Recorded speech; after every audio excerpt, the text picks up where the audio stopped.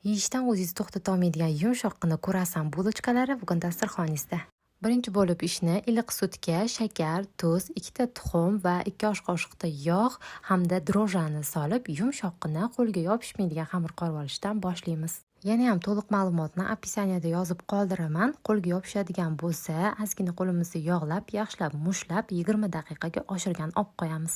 Men mikrovolnovkada oshirib oldim. Oshgan xamirimizni olib, teng 6 ta qismga bo'lamiz va zuvalala qilib, yana ozgina oshirgan qo'yib qo'yamiz. 10 daqiqadan so'ng qo'limiz bilan ochib, oralariga sariyog' surkab, ketma-ketlikda xamirlarimizni qo'yib olamiz. Ustlarini strich paket bilan o'rab, yana 20 daqiqa oshirib olamiz. Oshganidan so'ng katta zuvalacha ochib, orasiga jem yoki shokolad qo'yib, ustidan tuxum sarig'ini surib, 180 gradusda qizigan duxovkaga pishirgani jo'natamiz. Pishib chiqqandan so'ng issiqligida shakar qiyomiga botirib, dasturxonga tortamiz. Kanalimiz rivoji uchun videoga like bosing va obuna bo'lishni unutmang.